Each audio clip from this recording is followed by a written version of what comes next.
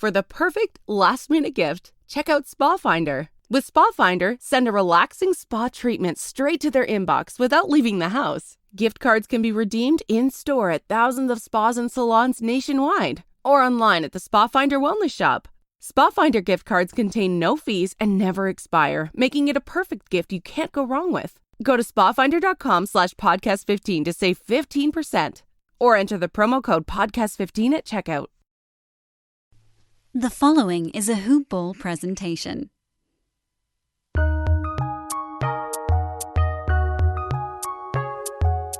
Welcome to the Fantasy NBA Today podcast.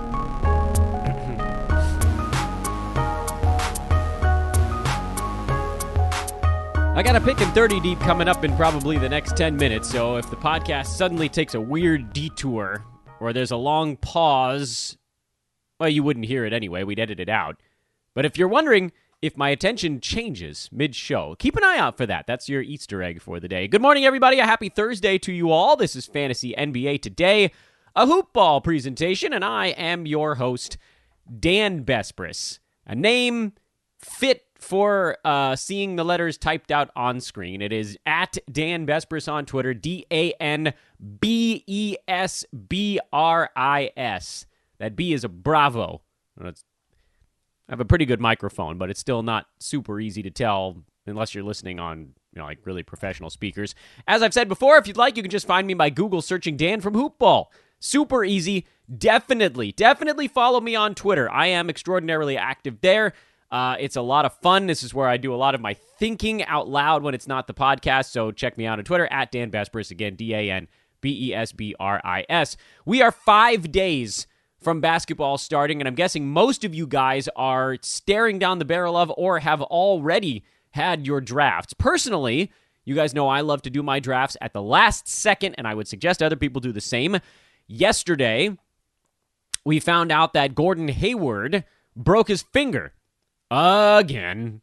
The finger, that's a newer thing, but there's always something going on with that dude. And this is why, I think, a really good example of why you want to have your drafts late. I really liked Gordon Hayward this year, and now I'm probably not drafting him anywhere. I don't think I can. I don't think that I would feel comfortable drafting Hayward not knowing exactly when he's coming back. And so all the value that I thought we might have had, like if we had had a fantasy draft 3 weeks ago, you were getting Gordon Hayward in the 60s, 70s, 80s range, which would have been a massive value if he was healthy. But these things happen in the preseason all the time. And then there are injuries that we didn't know about, like the Derek White thing we found about 2 weeks ago. He was one of our guys we were going to be targeting.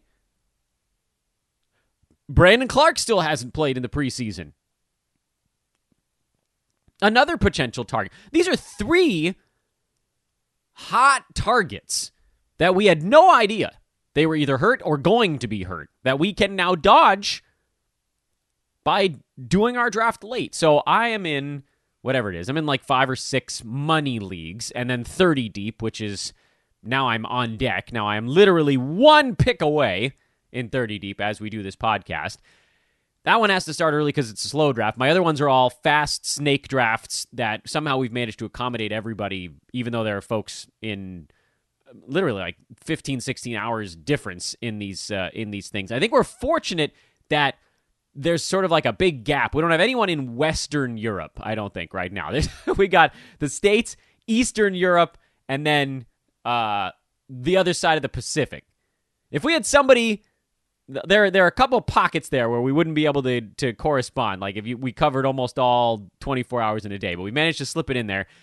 So I got all these drafts coming up, and I'm starting to get those, I'm starting to get excited. I'm starting to get those butterflies when you know you got your draft coming. You've been doing all this work. You've been doing all this prep work. You're trying to figure out where guys are going, but ADPs are on the move. And so today, we're going to talk about ESPN ranks because that's something that we've kind of dodged on this podcast, but it's out there. All of my leagues are on Yahoo, with the exception of 30 Deep, which is on CBS. So I don't look at them very much, but I know a lot of you guys do use ESPN, and their ranks are straight up bananas. So we're going to go through those today.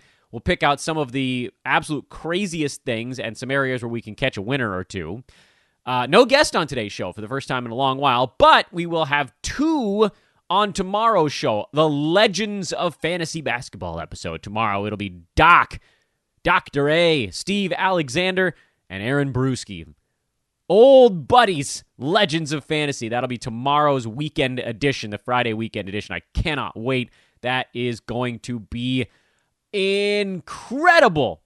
Can't wait for tomorrow's show. So that's what's coming up here. Let's do a little bit of ESPN stuff right now. We'll take a short break in the middle of the podcast, do a couple of promos, and then we will complete that as well. So diving right in, without further ado, it's ESPN Ranks Day here on Fantasy NBA Today. And one thing to keep in mind as we go through these names, and we're not going to do it slowly because I want this to be a one-day adventure, is that ESPN ranks are heavily influenced by points leagues.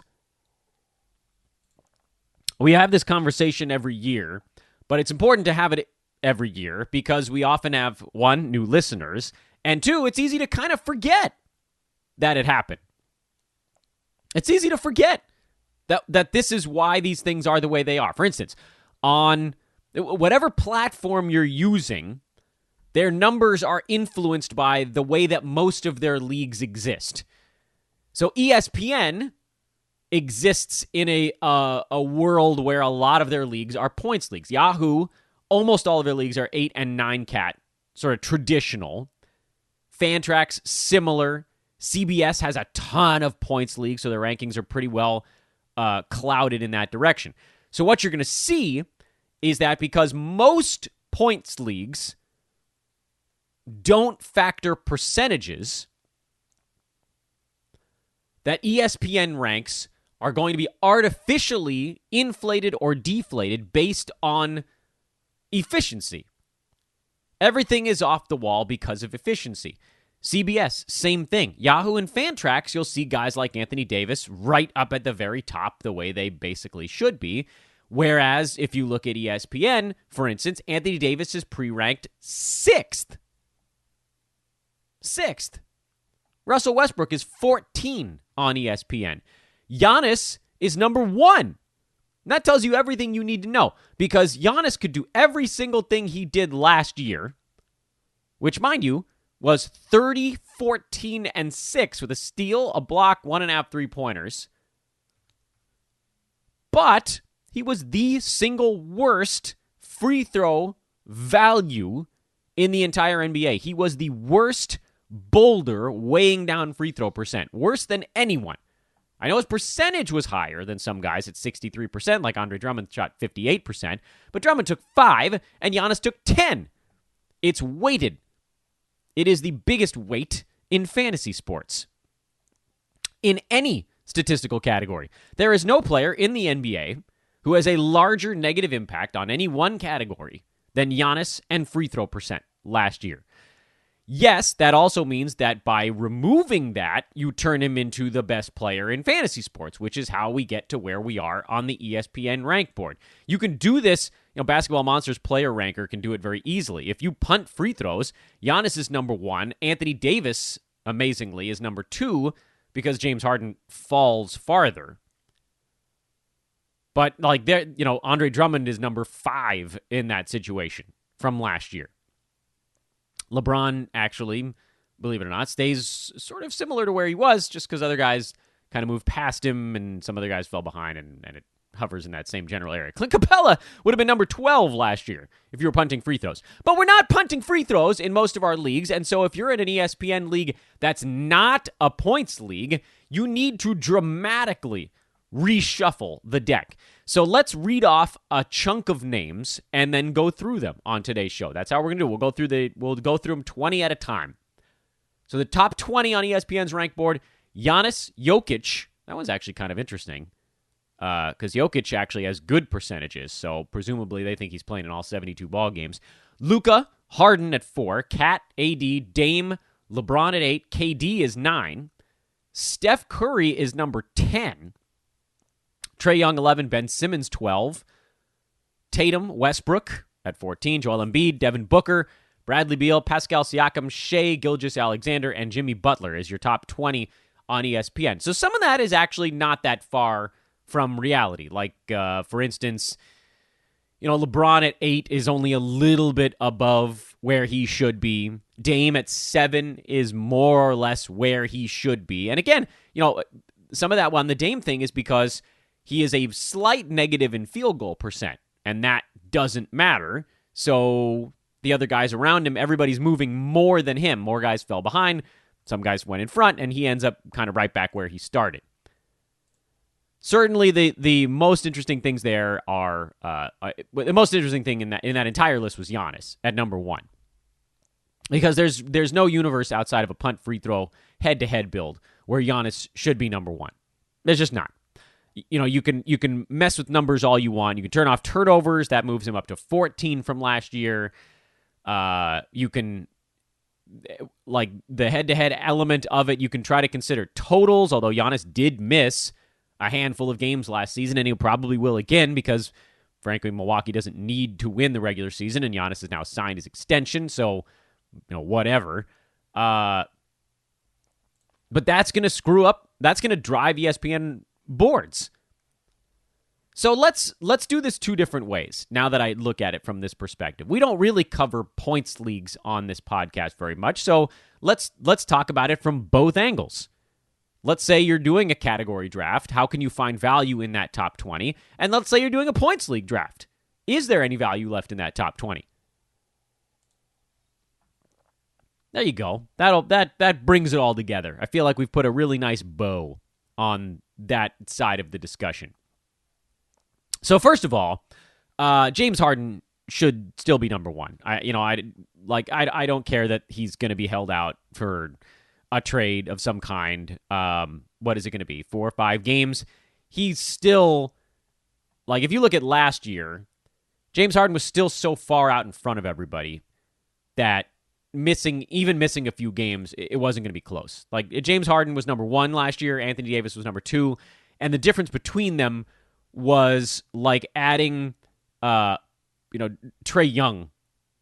Truly. Yeah, I know this is hard to believe. Well, let's make sure we're using the correct date range on this.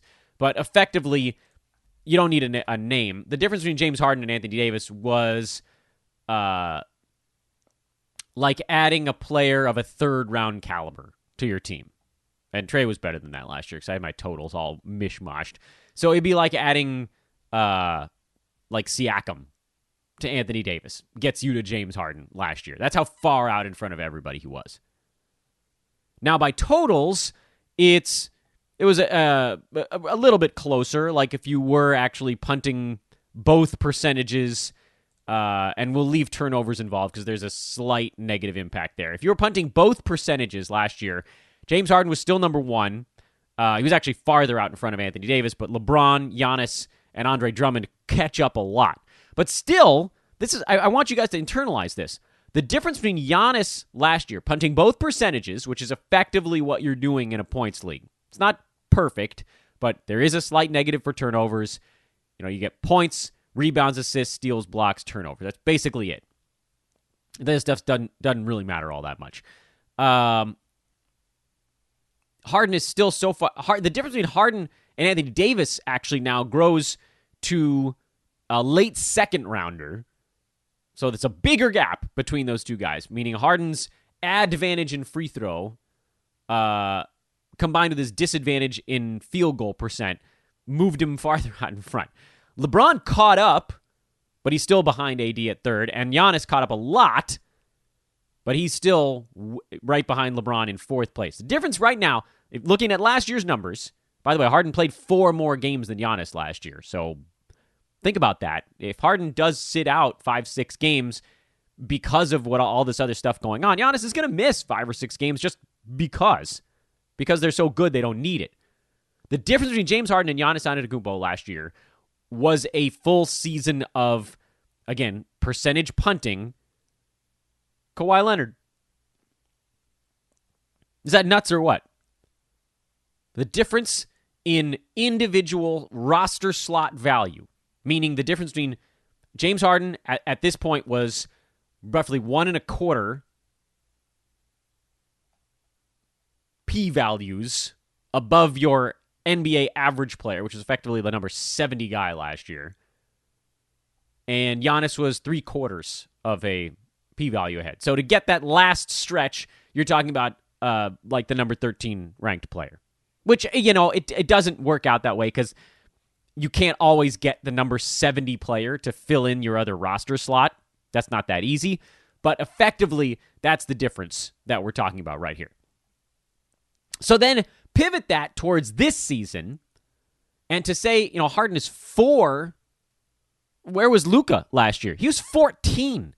He's going to be dinged up again. Where was Jokic in this discussion last year? He was 8th. It really wasn't close. Harden is number 1. Harden is number 1. You could make a pretty reasonable argument for Giannis at number 2. You could.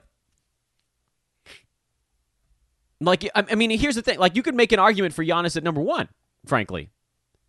But Harden at 4 is really the issue I'm taking with here on the ESPN, right? Less than, if we're looking at this from a points perspective, my issue is more with Harden at 4 than it is with Giannis at 1. Giannis, Luka, Harden, even Trae Young, if you want to flip him into that discussion, all of these guys have some kind of claim to nearing the top spot. I don't think Trae's going to be in that top discussion. I think he's, his free throw percent is actually such a big help, and his field goal percent is a similarly kind of a minor weight that he ends up having that Harden effect where he gets a little bit better when you're punting percentages, but other guys get more better. That's good. Nicely done, Dan. Good grammar. Get more better. Okay, so let's plow through this thing. So in that top 20, if you're playing in a category league, you have value because there are points leagues guys that have raised up, meaning you might have the 10th, 11th pick, and you might end up with Steph Curry. But it's not as though you can bank on any of that. You need to know who your competition is and if they're going to be swayed by what ESPN is doing here. On the points league side, the value plays, in my estimation, Harden at 4 is a massive one. Him falling that far is colossal. Cat at 5 and AD at 6 are also both nice values in that early chunk. LeBron is at 8 is probably a minor value. Dame, those guys are relatively accurately assessed. Other guys that are getting pushed down the board in points leagues by some of these re-rankings, at least in that top chunk. I guess Westbrook at 14, I don't think I'd call him a value, right? He's not. How far do we really expect that guy to go? He obviously gets a nice bump, but his percentages actually weren't that horrible last year. So I wouldn't go overboard with that one. Joel Embiid, no, not really a value. Booker at 16 is not, believe it or not really a value in points leagues because his percentages are both good now. And then, interestingly, you might be able to make the case that Shai Gilgeous-Alexander could be a value, although we don't know what his usage is going to do to his efficiency. So here's the second chunk. We'll rattle off 20 names again. Drummond, Kyrie, Kawhi, Drew Holiday, Zion, Paul George, Brandon Ingram, DeAndre Ayton, John Morant, and Nick Vucevic. That's the top. That's that next 10. 31 through 40 is Bam Adebayo, Donovan Mitchell, Tobias Harris, DeMar DeRozan, Rudy Gobert, D'Angelo Russell, Jamal Murray, Chris Paul, Chris Middleton, and Kyle Lowry.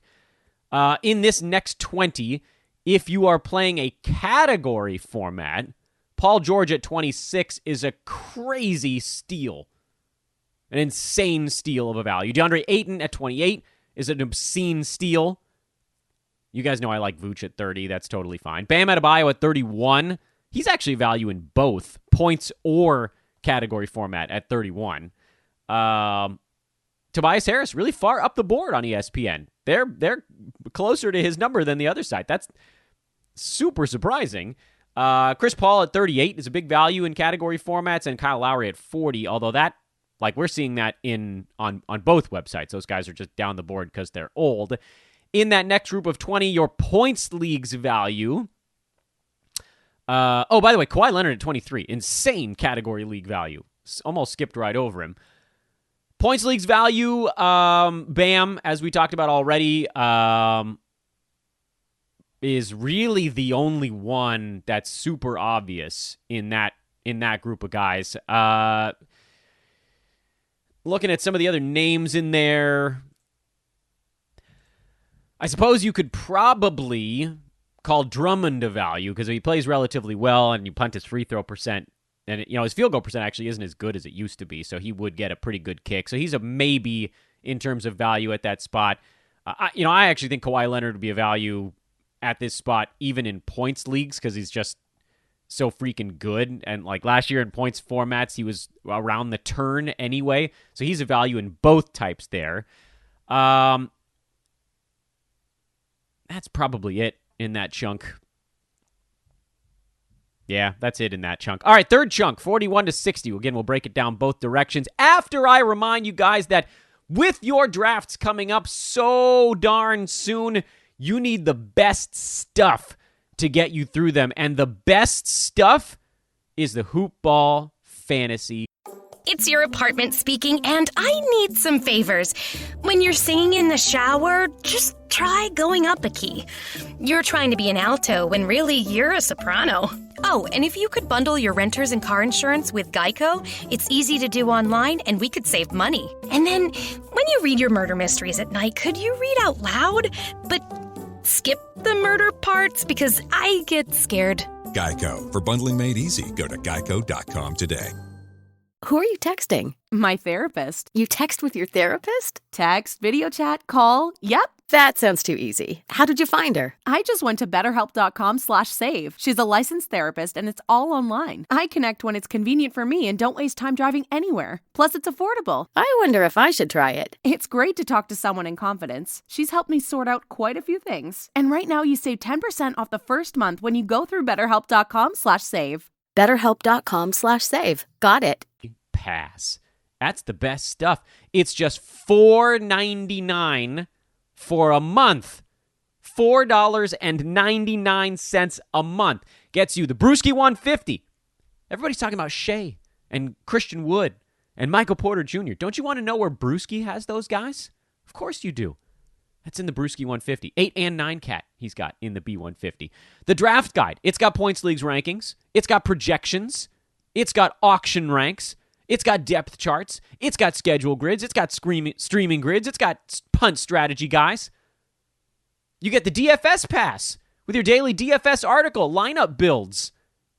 And this is my favorite thing. You get the in-season part of the membership with that fantasy pass, which now has the Hoop Ball Discord open. It's humming, by the way. We opened it like 2 days ago, and there's already, I think, over 100 of you guys chatting in the Hoop Ball Discord. There are Hoop Ball pros that are just hanging out all the time. Right now, as I record this podcast, myself, Steve Vidovich, Mike Apatria, Surio, we're all just cooling in a Discord. People getting their questions answered. Surio was up answering questions until, like, 1 in the morning for him last night. I don't know. The man's a maniac. We have official office hours as part of the in-season membership. But right now, everybody's so damn excited about basketball. The pros are just hanging out, taking questions from you guys. This is the kind of access you cannot get to an entire team of pros. And that's all part of that same deal. Like, I think people should pay $4.99 a month just for the Discord access, but you get all that other stuff too. Live video shows, in-season premium articles on pickups. It's all $4.99 a month. Let's do the next chunk of players. 41 through 60. Nurk, Freddie Van Fleet, Domantas Sabonis, TJ Warren, Kelly Oubre Jr., John Collins, De'Aaron Fox, CJ McCollum, Zach LaVine, and Mitchell Robinson. That's the first 10 of that 20. Gordon Hayward, Kristaps Porzingis, Malcolm Brogdon, Rob Covington, Draymond Green, Steven Adams, Jonas Valanciunas, Hassan Whiteside, John Wall, and Clint Capella. Your value guys in category formats. Yusuf Nurkic at 41 is now a value guy in category formats. I would argue Freddie Van Fleet at 42 is a pretty good value guy there. John Collins at 46 is an astounding value. Zach LaVine at 49 is a pretty good value. I might even argue he's a better value on the points league side, but we'll get to that in just a second. In that next grouping of 10, Rob Covington at 54 I think is a pretty good value, but I don't know that that's because this is a points league. I think that's just because people don't value Rob Covington appropriately. Valanciunas at 57 is really nice. And that's probably your list of category league value guys. If you flip over to the points league side of things, I actually think Nurk is potentially a points league value there also, but maybe not quite as robust. Not quite as robust a value as the other side. Freddie Van Fleet, of course, he's a guy that does get that big bump because his field goal percent is so low. So by points league's numbers, I know he missed some time last year. He was actually number 15 roughly on a per game basis in that neck of the woods. So I think he's a nice value on the points league side.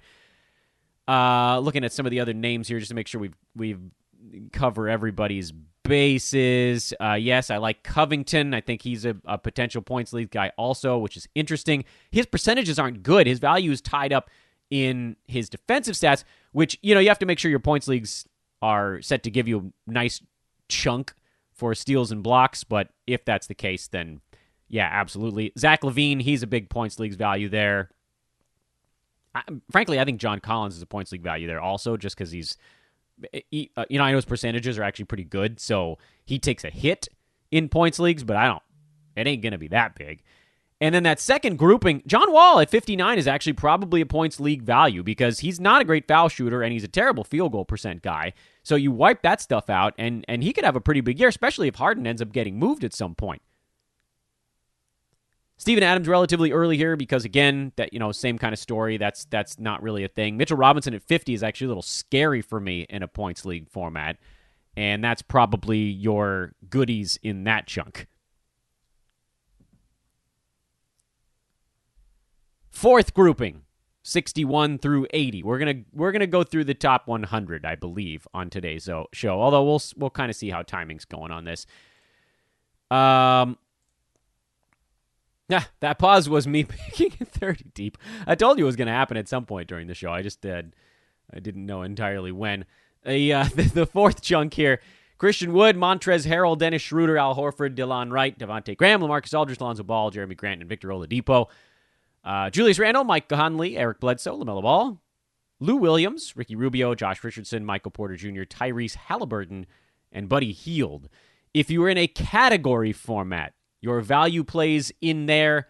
Wow, that's really early on Delon Wright. Whoa, jumped right over it. LaMarcus Aldridge at 67. That's a massive category play value in that group of players. And Buddy Hield at 80. Those are your really big ones there. Christian Wood at 61. Yeah, that's not bad. Actually, either format, I could argue that's not a bad spot for him. Points league format guys that I think are undervalued in this group. Victor Oladipo at 70. I think he'll be better than that in points leagues. Julius Randle tends to be much, much better than his numbers in points league because of the percentages stuff. And those are probably my favorite ones there. I think Michael Porter Jr. could actually be... It's interesting to see him go at this point, if indeed this is where he's going to go on ESPN ranks. I think he's probably likely better than that in both formats. One thing that I haven't really been pointing out as we've gone on here are guys that I think are going way too early.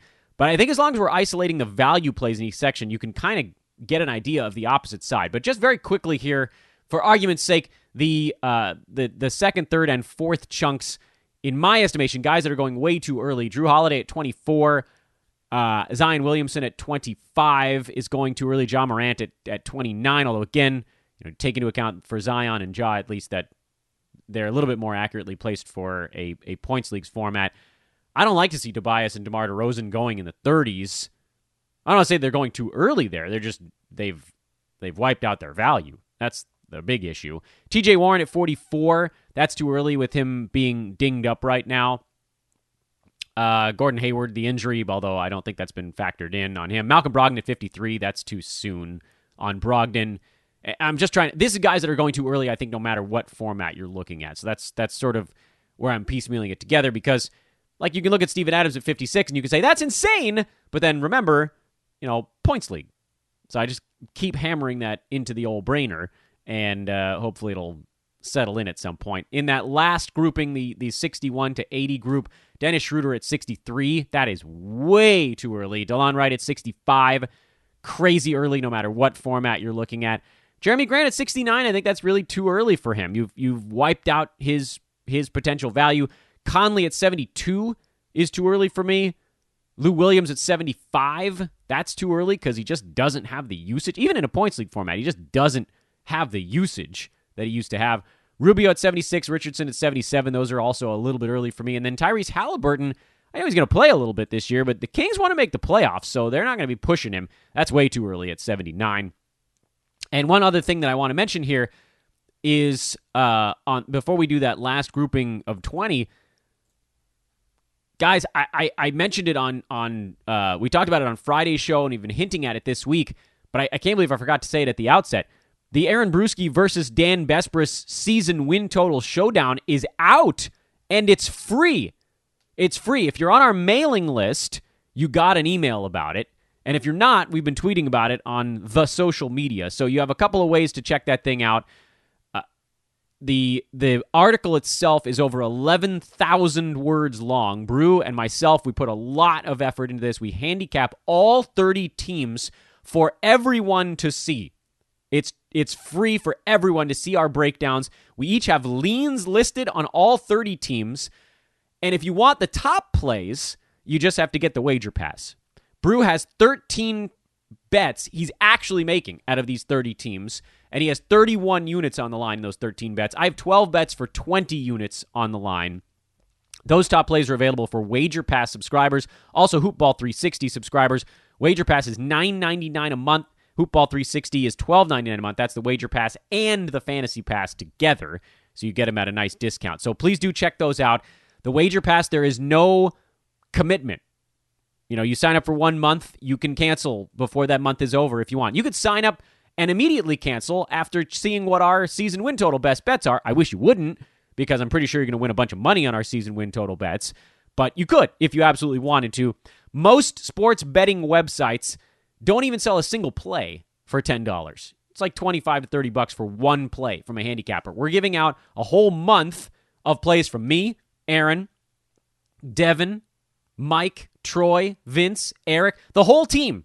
It's $9.99 a month on the Wager Pass. So please do check that out. Hoop-ball.com. Go up on the top tab and click on Premium. You can see the Wager Pass there. There's also a link to get it in the article I'm talking about. So you can read the whole 11,000-word thing, and then you can get the Wager Pass to see the top plays, or you don't have to. Just take our leans and use it against your own handicapping, and maybe you make your plays like that. So, again, we're super excited about this. It's the biggest thing that Aaron and I have written together ever, because generally we don't write stuff together, and we're just... it was so fun to put this thing together. So season win totals on all 30 teams. If you're thinking about getting into sports betting, this would certainly be the time to do it. Open up an account over at mybookie.ag with promo code HOOPBALL and direct message me before you make your first deposit, because I may have something for you while you're making that first deposit. So open up an account. Again, use promo code HOOPBALL or I can't get you your prize, and DM me on Twitter at Dan Besbris. I will get you a prize over at MyBookie, and then you can get the Wager Pass, and then make your bets on season win totals. I think Brew and I only disagree on a couple of things, but it's good. It's good to have a little disagreement there. So let's do the last chunk for today's show. This will be a little shorter episode than the 50 to 75-minute stuff we've been pumping out, because tomorrow is going to be, as the expression goes, a dollywomper. It's a big one. 81 through 100. Kemba, Dante DiVincenzo, Mason Plumley.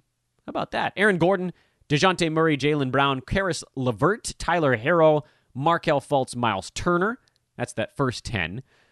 Andrew Wiggins, Jaren Jackson Jr., Brook Lopez, Marcus Smart, Gallo, Brandon Clark, Obi Toppin, Lauri Markkanen, Colin Sexton, and Evan Fournier is 91 through 100. Category league values in that group. DeJounte Murray at 85. He's a category league value in that group. Miles Turner at 90. Big category league value in that group. You know I'm terrified of Jaren Jackson Jr. this year, but at 92, yeah. Brook Lopez at 93. Marcus Smart at 94. The biggest value on the board that we've come across so far. And Sexton at 99. Pretty good value. Fournier, medium value at 100. Your points leagues values in there. I think Aaron Gordon has a really nice points league season, actually. I feel pretty good about that. I think DeJounte Murray actually has a relatively good season on both point or category. So I could get involved in that. Andrew Wiggins likely outperforms this mark. Brutal category guy, but not terrible on the points league side. And then Colin Sexton, who's going to score a bunch. I know he doesn't do much else, but you get that many points out of a guy and get him at 99, you're in good shape. Guys in this group that are way too high, Dante DiVincenzo at 82. You what? I don't care what format you're in. That dude ain't going at 82. Mason Plumley at 83. Karis LeVert at 87, unless you're just squatting on him, but I ain't using my 8th round pick on a guy I'm hoping gets traded to the Rockets. He ain't doing anything in Brooklyn. Tyler Hero at 88. Actually not terrible for points league, just not good at all for category formats there. Other guys that are a bit too high, Obi Toppin likely too high, and that's it for that chunk. So that's our top 100 ESPN. I wanted to get through that at some point here leading up to the start of the NBA season, and I'm glad we found the time for it today. That is your shorter episode today. We wanted to keep this one a little more brief because tomorrow we're coming at you with the big guns.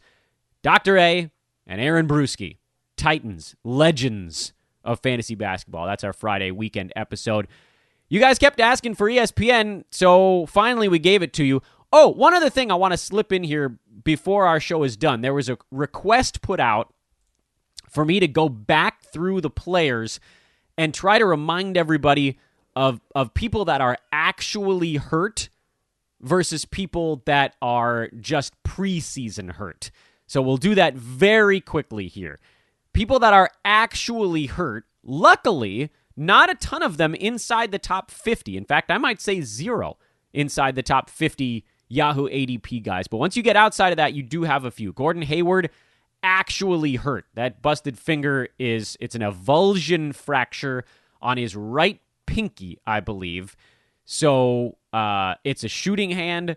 That's a thing. They're calling it day to day, but frankly I'd be surprised if he was available for opening night. I mean, I guess maybe he plays with a splint on it or something, but it is a reason to be extraordinarily cautious.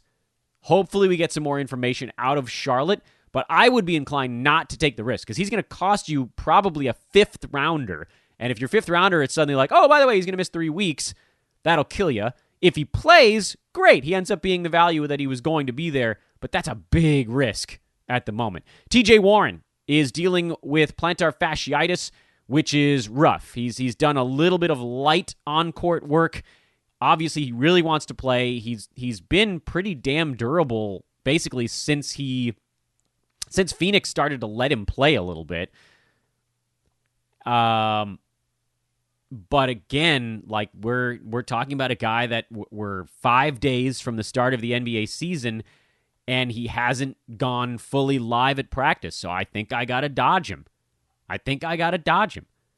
Kristaps Porzingis, we know he's out to start the year. He's just a guy I'm not drafting unless he falls to like 80 or 90, at which point you get such an insane per-game number out of the dude that you kind of have to. Even if he misses a month to start the year, like getting that type of guy in that range, especially if you're in a roto with games cap, for sure. Jaren Jackson Jr. out to start the year. I'm probably just not drafting him largely because I don't think he's going to slip far enough for me to get him. Derek White, week to week, you probably have to dodge him. I don't think that, I'm sure he goes inside the top 110.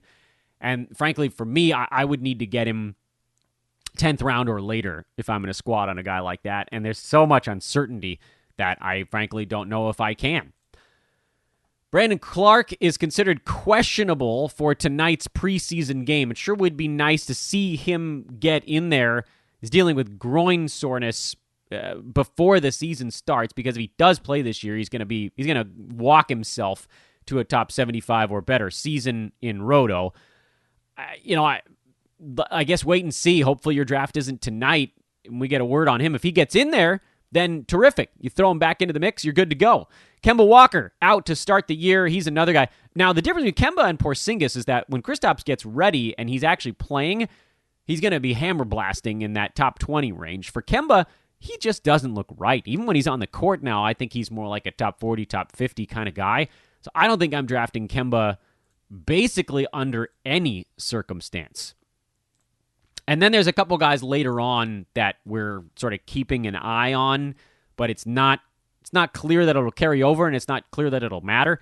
Daniel Tice missed a game with a back thing. I only note that because back things are a little bit goofball.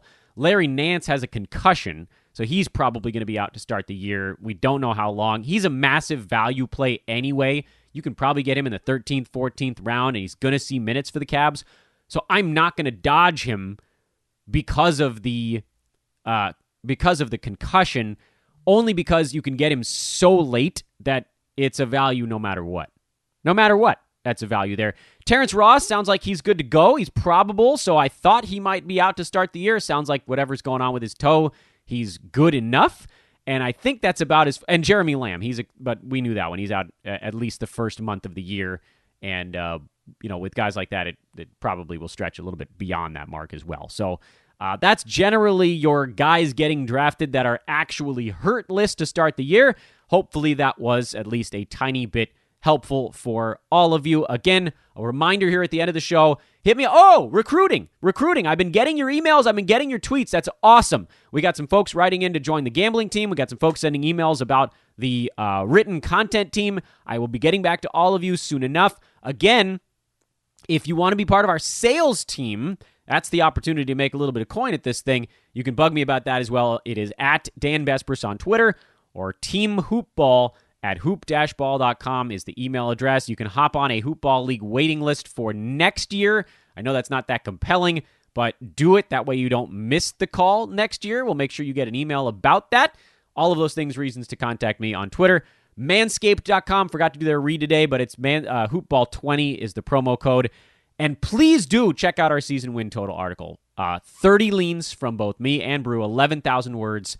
All free. The only thing you'd have to pay for is if you want the best bets, the actual bets that we made on all of our leans. That's that one click further. This is Fantasy NBA Today, a Hoopball presentation. I am Dan Vespers, folks. Thanks for listening to our ESPN and injury breakdown episode. If you've been enjoying the pod, please throw a 5-star review on it and subscribe. I will be forever in your debt. Tomorrow, big one coming. Stay tuned.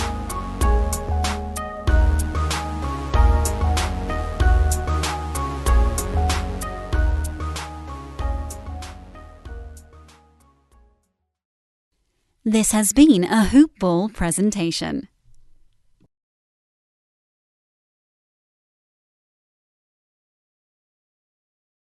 Ugh, I have to do laundry when I get home. I have to lug all my clothes over to the washing machine.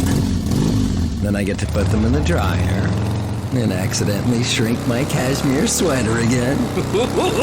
Motorcycles make everything exciting. And when Geico makes it easy to switch and save on motorcycle insurance, it's even more exciting. I'm gonna fold all my socks into little balls! Yeah! Geico Motorcycle. 15 minutes could save you 15% or more.